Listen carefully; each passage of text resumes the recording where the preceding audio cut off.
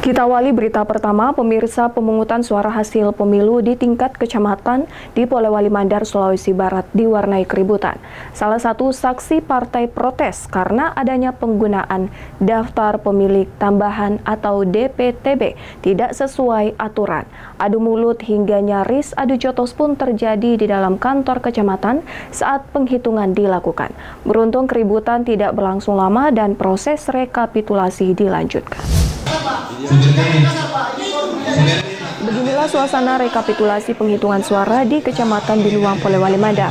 Seorang saksi dari salah satu partai peserta pemilu tiba-tiba protes saat proses penghitungan tingkat kecamatan ini dilakukan. Saksi dari partai tersebut bahkan adu mulut dengan penyelenggara pemilu tingkat kecamatan atau PPK.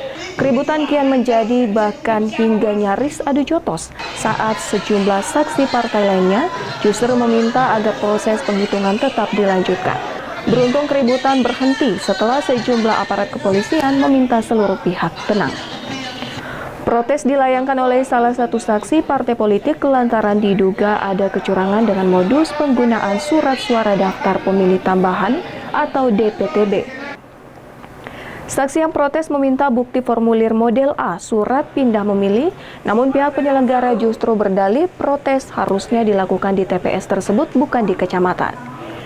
Di TPS tersebut terdapat penggunaan 10 surat suara oleh pemilih tambahan atau DPTB tanpa adanya formulir model A surat pindah memilih.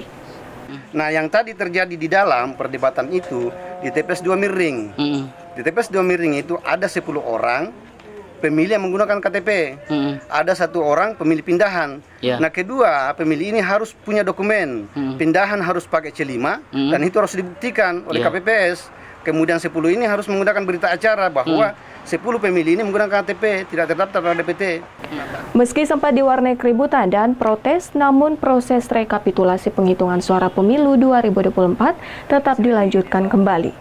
Rencananya pihak saksi yang melakukan protes akan melanjutkan ke Bawaslu untuk dilaporkan adanya dugaan kecurangan dilakukan oleh oknum KPPS. Dari Polewali Mandar, Huzair Senal, iNews melaporkan.